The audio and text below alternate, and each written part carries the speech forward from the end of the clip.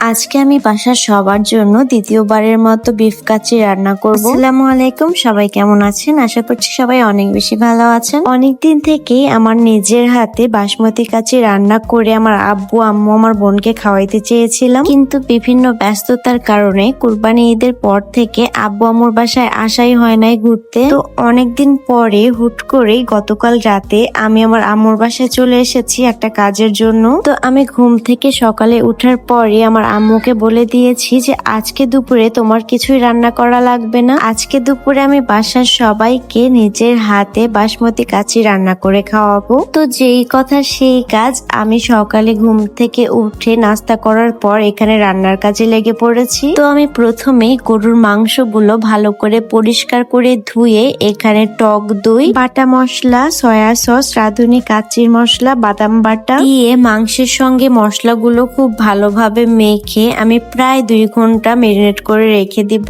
আমি এই basmati কাচ্চিটা second time রান্না করছি, আর আমি খুব ভালো রান্না জানি না। আমি কিন্তু আপনাদেরকে আমার রান্নার রেসিপি শেখাচ্ছি না, আমি যেভাবে রান্না করি জাস্ট আমি ওইটাই আপনাদের সঙ্গে শেয়ার করছি। তারপরে আমি এখানে গুঁড়া দুধ দিয়ে গরম পানি মিশিয়ে লিকুইড দুধটা তৈরি করে রাখছিলাম, কারণ গুঁড়া দুধের লিকুইড দুধটা দিয়ে কাচ্চি রান্না করলে কাচ্চির টেস্টটা ভালো আসে। আমি যে লিকুইড দুধটা বানিয়ে রাখলাম সেখানে কিন্তু আমি ঘি আর টেস্টিং সল্টও কিছুটা অ্যাড করে দিয়েছিলাম। তারপরে এখানে আমি আবার গুঁড়া দুধ আর ঘি দিয়ে মাওয়া বানিয়ে রাখবো। আর বাসমতি কাচ্চিতে তো আলু ছাড়া একদমই চলে না, এই জন্য আমি বড় বড় আলুগুলো কেটে ধুয়ে ভেজে নিচ্ছিলাম। কাচ্চির আলু তো আমার খুবই পছন্দ, আমার মতো আপনারাও কে কি কাচ্চির আলু পছন্দ করেন? এইখানে আমি বাসমতি চাল দিয়ে যতটুকু কাচ্চি রান্না করব অতটুকুই চাল মেপে নিচ্ছিলাম। আমাদের বাসায় অনেকগুলো মানুষ ছিল, এই জন্য আমি 3 পট চাল নিয়ে নিয়েছিলাম। এখন আমি এই চালগুলো প্রায় 30 মিনিটের মতো ভিজিয়ে রাখবো, আর ভিজিয়ে রাখার পর খুব ভালোভাবে পানি দিয়ে ধুয়ে নেব। কিছুক্ষণ চালগুলো ভিজিয়ে রাখলে রান্না করতে অনেকটাই সুবিধা হয়। তারপরে আমি এখানে একটা পটে পানি দিয়ে কিছুটা লবণ, তেল আর রাঁধুনি মিক্সের মধ্যে যেই মশলাগুলো ছিল শাহি জিরা, এলাচ, দারচিনি, ওগুলো সবকিছুই আমি পানিতে অ্যাড করে দিয়ে চালগুলো পানির মধ্যে দিয়ে নিয়েছি। চালগুলো 70% সিদ্ধ হওয়ার পরে আমি একটা ঝাঁকাতে করে চাউলগুলো ছেঁকে নিচ্ছিলাম। কিছু কাজ আগে থেকে করে গুছিয়ে রাখলে রান্নাগুলো অনেক তাড়াতাড়ি হয়ে যায়। তারপর আমি এইখানে অনেকগুলো পেঁয়াজ বেরেস্তা করে নিলাম। কাচ্চি রান্না করতে যা যা উপকরণ প্রয়োজন আমি এখানে সবকিছুই গুছিয়ে রেখেছি। এই উপকরণগুলো দিয়ে এখন আমি একটা পটে সুন্দর করে গুছিয়ে কাচ্চি বসিয়ে দেব।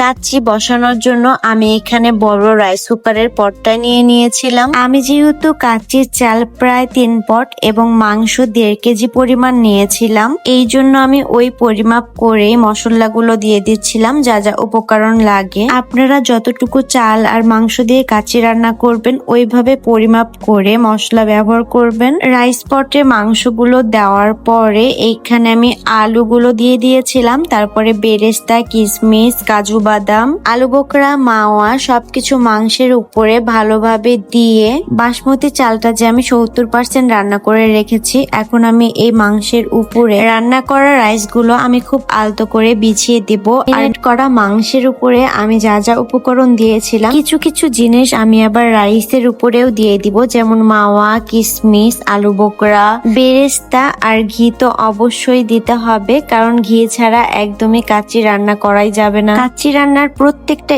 স্টেপে ঘি ইউজ করতে হবে। সবকিছু দেওয়ার পরে আমি এখানে রাইস কুকারের ঢাকনাটা দিয়ে খুব ভালো করে আটা মেখে রাইস কুকারের ঢাকনার চারিপাশ দিয়ে আটা মেখে মুখটা বন্ধ করে দিয়েছিলাম ভালোভাবে। তারপরে এই তো আমি প্রায় 1 ঘন্টা হালকা আঁচে গ্যাসের চুলাতে কাচ্চিগুলো রান্না করে নিয়েছি।